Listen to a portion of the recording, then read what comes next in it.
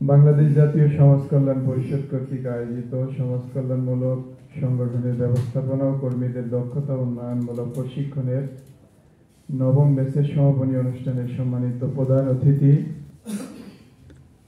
গণপ্রজাতন্ত্রী বাংলাদেশ সরকারের উপসচিব, বাংলাদেশ জাতীয় সমাজ কল্যাণ পরিষদের সুযোগ্য অতিরিক্ত পরিচালক জনাব মোহাম্মদ মোখলিসুর রহমান স্যার, অনুষ্ঠানে সভাপতিত্ব করছেন বাংলাদেশ জাতীয় সমাজ কল্যাণ পরিষদের সুযোগ্য উপপরিচালক প্রশাসন জনাব বরেন্দ্রনাথ বারুই স্যার, উপস্থিত আছেন কোর্সের সমন্বয়ক এবং বাংলাদেশ জাতীয় সমাজ কল্যাণ পরিষদের উপপরিচালক মূল্যায়ন জনাব রূপক রায় স্যার সহ প্রশিক্ষণ কর্মকর্তা জনাব হারুনুর রশিদ এবং সহকর্মীবৃন্দ এবং যাদের উদ্দেশ্যে আজকের আয়োজন, সম্মানিত প্রশিক্ষণার্থীবৃন্দ, আসসালামু আলাইকুম। বক্তব্য আপনারা 5 দিন শুনেছেন, সিনিয়র স্যারদের থেকে শুরু করে বিভিন্ন অভিজ্ঞতা সম্পন্ন স্যারদের কাছ থেকে। সেখানে আমিও একটি ছোট্ট পার্ট ছিলাম। বক্তব্য আপনাদের শুনছিলাম, আমার মনে হচ্ছিল যে আপনারা এখানে 38 জন আছেন, সবাই হয়তো বক্তব্য দেওয়ার জন্য উদ্গ্রীব হয়ে আছেন। মানে আপনাদের প্রথম দিনের যেই স্বাভাবিকতা আর আজকের যেই আপনাদের অর্জন, তাতে আমাদের মনে হয়েছে আমাদের এই প্রশিক্ষণ ইতিমধ্যেই সফলতা অর্জন করেছে। শুরুর দিন সবাই মলিন ছিলেন, আজকে আমি সবার হাসি মুখ দেখতে পাচ্ছি, এই জন্য ভালো লাগছে এবং আপনাদের কৃতজ্ঞতা জানাচ্ছি। কৃতজ্ঞতা জানাচ্ছি এই জন্য যে আপনারা না আসলে আমরা এই ধরনের প্রশিক্ষণ সফল করতে পারি না বা আমরা আয়োজনও করতে পারি না।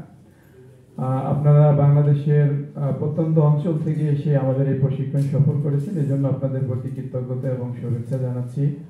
আর সাথে সাথে আমাদের নির্বাহী সচিব স্যার এবং আমাদের অতিরিক্ত পরিচালক সহ স্যার সহ আমাদের স্যাররা সবাই যাদের নির্দেশনায় প্রশিক্ষণ যথানিয়ত শেষ হয়, আমি স্যারদের প্রতিও কৃতজ্ঞতা জানাচ্ছি।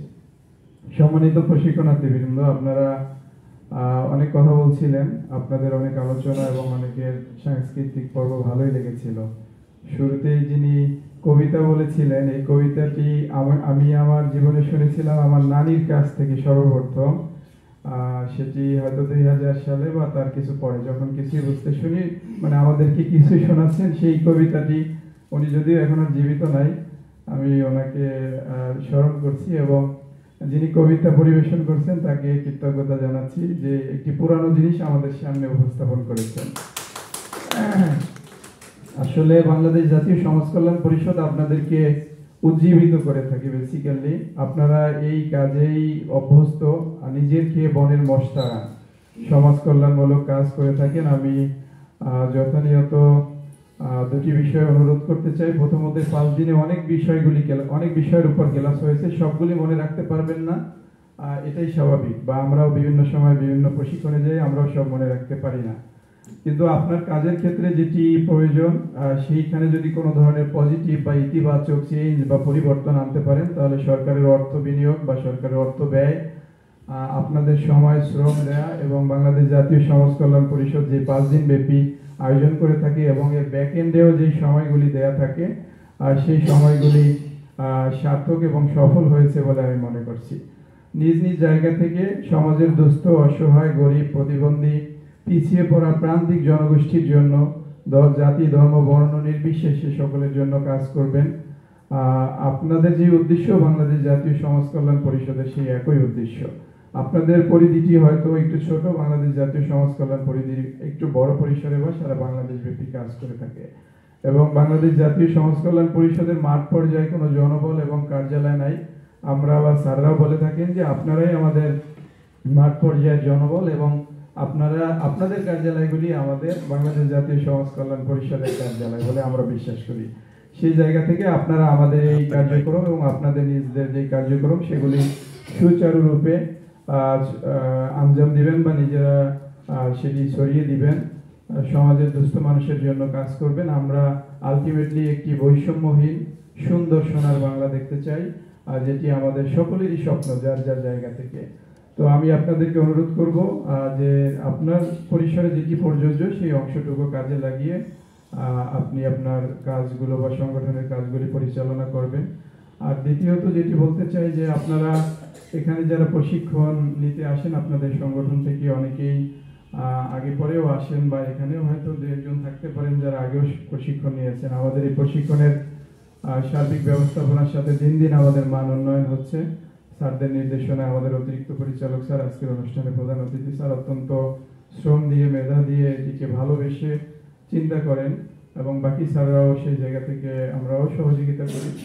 তো আপনাদের এই 5 দিন ব্যাপী প্রশিক্ষণে অংশগ্রহণ করতে আপনাদের যে অবস্থান ছিল, যে জায়গায় আপনারা রাত্রি যাপন করেছেন হোটেলে, সেটি হয়তো যথাযথ ছিল না আপনাদের জায়গা থেকে। আমরা সেই জন্য ক্ষমা সুন্দর দৃষ্টি কামনা করছি।